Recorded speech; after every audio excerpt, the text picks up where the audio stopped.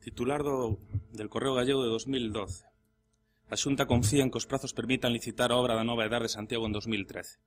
Así llo trasladou este venres o conselleiro Agustín Hernández, o alcalde da capital galega. O rexedor afirma que deste xeito se poderá dispoñer de todos os fondos do Plan FEDER para a depuradora que estará lista en 2015. Eu empezo con isto, porque eu sei que o señor Hernández é un señor que practica política de desmemoria e da tabula rasa, prefire non mirar para atrás e moléstase cando alguén fai referencias a hemerotecas, a documentos, a declaracións públicas del, que poden comprobar que é dun medio non sospeitoso por o señor Hernández, el Correo Gallego. Digo a hora de establecer culpabilidades ou de seguir a tecer os traxes que vostedes están a facer, cun relato que se afasta moito da verdade, cunha posición que en outro momento nesta cidade sería considerado escandalosa, como que o propio Grupo Municipal do Partido Popular 4 anos antes de que remate o prazo para justificar os fondos este a pedir neste pleno municipal que os fondos sexan destinados a outras partes do país, como aparece aí recollido explícitamente. Teño que ir a noticia oficial da página web da Xunta, onde ponga: a Xunta solicita ao Ministerio que destine ao delegado da Ría do Burgo os fondos europeos que non se poden investir na Edar de Santiago no prazo obrigado. O anuncio oficial da web da Xunta. Entón, non me confunda dicindo que a cuestión é que eu me estou inventando que a Xunta, que o Ministerio... Non, é unha petición da Xunta a 4 anos para que remate o prazo para xustificar os fondos. Cando a propia Xunta sabe que o Ministerio e o fixo uso das redes sociais e está a seu dispor, señor Reyes, para ver que hai un compromiso coa ubicación da Silvouta e defendeu a ubicación da Silvouta. Por certo, o goberno do PSOE dende Obrán, que tivemos a primeira reunión, non dende hai un ano, dende Obrán. O digo por si ten algún déjà vu e pensa que estaban gobernando dende antes, non, dende Obrán, que foi no momento, en agosto, cando decidiron apoiar a ubicación da Silvouta e mantiveron a posición na reunión de final de ano. Goretti, non hai que pagar a escote.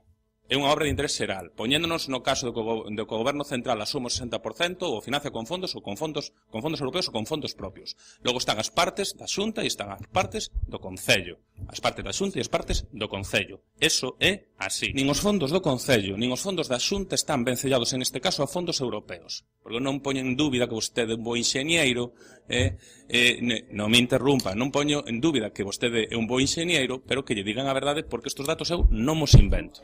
Vale. O Goberno Central está comprometido ca ubicación da Silvouta, ca proposta que se fixo, o novo Goberno Central, non o anterior.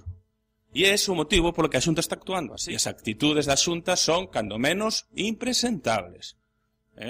Impresentable. E a actual conselleira non é unha obsesión, ten unha actitude desleal, non sabe o que é a relación institucional e é a única en comparación con calquer outro conselleiro ou conselleira deste grupo de goberno, e hai exemplos múltiples. As cousas que fai, como decía este teniente alcalde diante dos medios, como lle digo aos meus subordinados, lle digo usted, non, é a relación entre institucións, non sabe comportarse.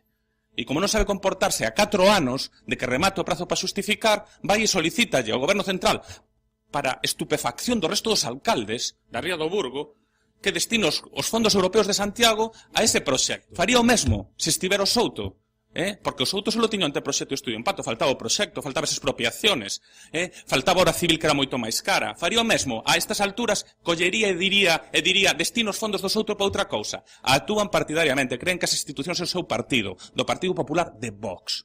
Entende? Como vostede di, de Vox.